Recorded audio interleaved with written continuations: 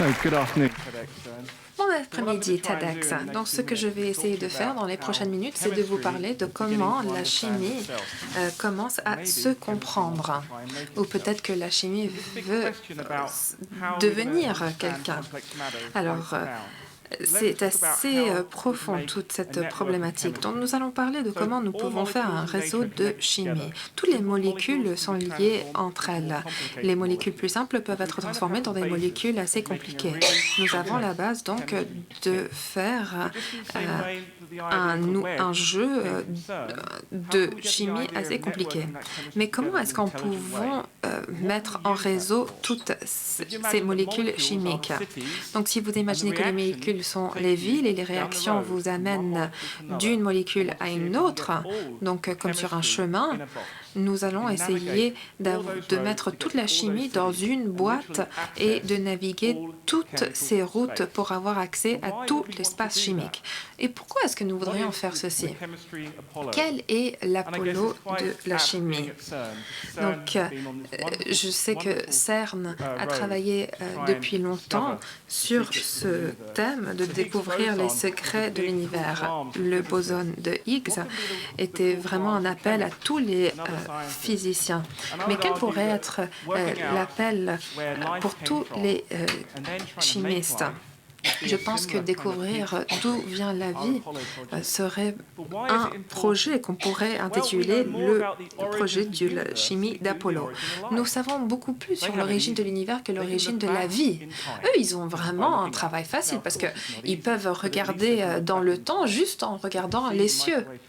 Vous pouvez voir le rayonnement de fond cosmologique et vous avez des preuves et vous pouvez déterminer comment on est arrivé à l'origine de l'univers. Mais comment est-ce qu'on peut déterminer l'origine de la vie? Ce problème est vraiment très complexe et nous avons beaucoup de groupes de recherche qui y travaillent. Nous devons trouver une façon de travailler ensemble, entre chimistes, pour résoudre ce grand problème.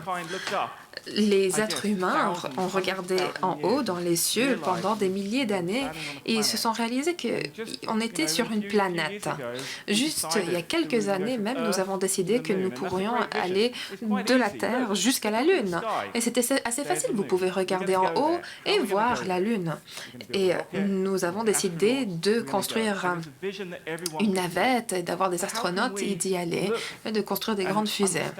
Mais comment est-ce qu'on peut vraiment comprendre le Higgs de la chimie, l'origine de la vie? Comment est-ce que nous pourrons recréer cette origine de la vie et vraiment comprendre comment on est arrivé là? Donc, le problème, c'est que dans nos laboratoires, nous devons faire une cellule. Et si je peux vous montrer une cellule que j'ai créée dans mon laboratoire, donc on peut commencer à répondre à cette question de l'origine de la vie. Mais comment est-ce que nous allons créer la vie dans le laboratoire? On dirait que c'est quelque chose d'absolument impossible, aussi important de comment découvrir le boson de Higgs. Donc, on essaye de trouver comment nous allons procéder, comment nous allons avancer tous ensemble dans cette quête incroyable. Je pense que c'est l'une des questions fondamentales de notre époque, de comment créer la vie dans le laboratoire. Pensons à vraiment la portée de cette problématique. Je demande souvent aux financeurs, aux bailleurs de fonds au Royaume-Uni, je leur fais des blagues disant que j'ai besoin d'une planète et l'éternité pour découvrir l'origine de la vie et tous les secrets de l'origine de la vie. Donc, nous pourrions avoir un océan, par exemple. Nous pourrions... Darwin avait pensé que nous pouvons commencer avec un petit lac. Et dans mon laboratoire, nous faisons beaucoup d'expériences chimiques. J'ai une très bonne équipe en place dans mon laboratoire pour essayer de faire ces expériences. Nous avons besoin d'aller beaucoup plus en détail pour peut-être utiliser des gouttelettes de pétrole, par exemple. Et qu'est-ce qu'on essaye de faire, en fait? Nous essayons de créer la vie, comme vous voyez sur l'écran. Des cellules qui s'agrandissent, qui se reproduisent. Si nous pouvons faire ceci ensemble dans un laboratoire, nous allons savoir que nous ne sommes pas quelque chose de bizarre dans l'univers, une anomalie. Si nous pouvons créer de la vie dans le laboratoire, nous allons savoir que nous ne sommes pas seuls. Et je me demande si cette idée, cette vision de mettre en place cette technologie et cette méthode scientifique pourrait être notre défi pour cette décennie pour les chimistes. Donc, disons que nous avons... la planète Terre existe depuis 400 millions d'années. Nous avons beaucoup de molécules d'eau, il y a eu beaucoup de secondes dans ces 400 millions d'années et nous avons eu beaucoup de collisions. Donc, ce que nous voulons, c'est une boîte où nous pouvons avoir les molécules et les secouer ensemble et que la vie sorte de cette boîte. Bon, peut-être que ce n'est pas aussi simple que ça. Peut-être que nous devrions avoir la perspective de l'ingénierie. Alors, comme CERN a mis ensemble beaucoup de physiciens de partout dans le monde, ils ont créé beaucoup d'expériences pour comprendre les problématiques de la physique, parallèlement, dans notre laboratoire, nous voulions construire des réactions qui s'appellent en anglais Trillion Reaction Array. Donc, c'est comme si on remontait le temps pour le premier transistor. Le premier transistor était énorme, mais une fois qu'il a été créé, nous avons pu avancer très rapidement. Donc, comment est-ce que nous pouvons créer cet Internet chimique? Nous avons parlé de ceci dans le laboratoire. Nous avons essayé d'utiliser des technologies simples dans le laboratoire pour créer des imprimantes en 3D, pour imprimer les Lego de la chimie, pour construire cette Trillion Reactor Array.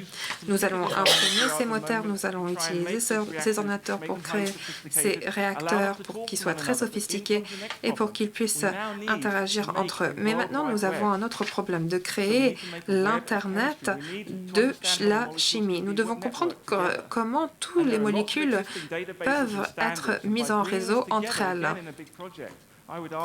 Donc, je pense que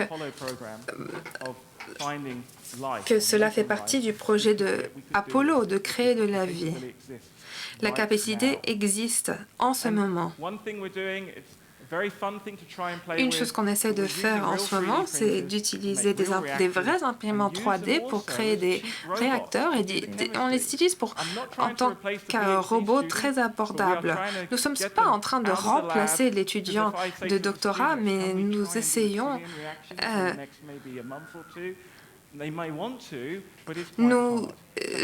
d'accélérer le processus, en fait.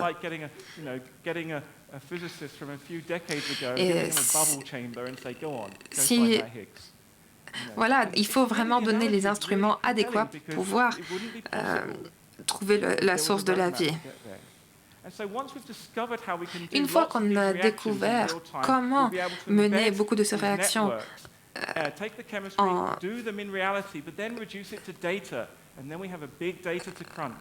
après, nous allons avoir énormément de données. Nous allons faire ces réactions chimiques et récolter toutes ces données. Ce qui veut dire que nous réduisons la chimie à des données. Mais qu'est-ce que nous recherchons vraiment? Les physiciens avaient une expérience très spécifique qu'ils voulaient mener à bout. Donc, nous devons regarder ce que nous prédisons. Donc, si nous regardons les cellules inorganiques, nous voulons faire en sorte que ça a une bibliothèque minimale nanonucléaire. Les cellules, il y a beaucoup de nanotechnologies, mais comment est-ce qu'ils ont été construits? Par l'évolution. Nous sommes en train de découvrir la nanotechnologie évolutive. Nous avons besoin d'une réplication moléculaire, nous avons besoin de cellules chimiques inorganiques, nous allons les tester comme les physiciens des particules l'ont fait eux-mêmes avec leur propre expérience sur la physique.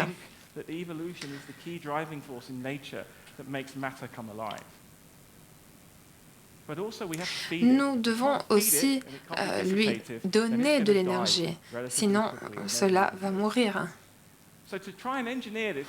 Pour essayer de construire ceci, nous sommes en train de faire des moteurs chimiques pour l'évolution de la vie. Nous faisons ceci à différentes grandeurs.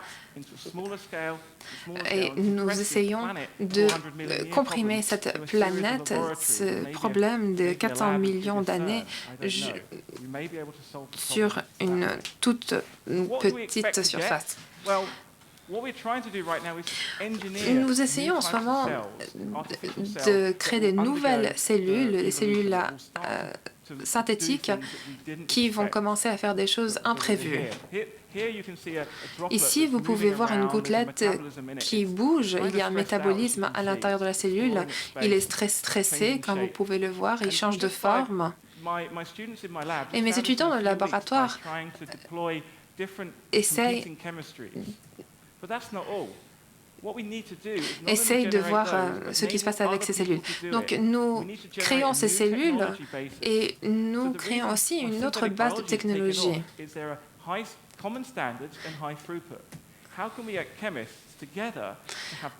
Nous essayons d'avoir une homogénéisation des normes entre les différents chimistes et nous essayons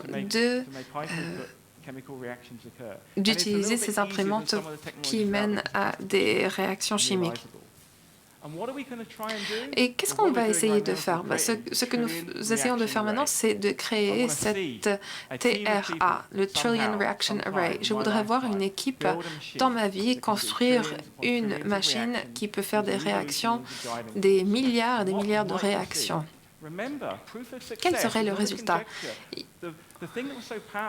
Ce qui a été incroyable du CERN, c'est qu'il y avait une théorie en place et qu'ils ont mis en place des expériences pour voir si cette théorie était vraie ou fausse. Et nous devons faire la même chose dans le domaine de la chimie. Nous avons les équipes en place, nous avons les ingénieurs, nous avons toutes les données. Et ce que nous devons découvrir à la fin, nous devons découvrir un objet qui a l'air d'une cellule de bactéries. Et quand il existe dans son environnement, il se reproduit. Et si nous pouvons faire ça à une toute petite échelle et utiliser l'évolution pour le faire progresser, nous pouvons prendre le premier pas pour comprendre si nous sommes seuls dans l'univers ou pas. Donc voici, c'est une gouttelette qui s'est dédoublée. Et nous essayons de voir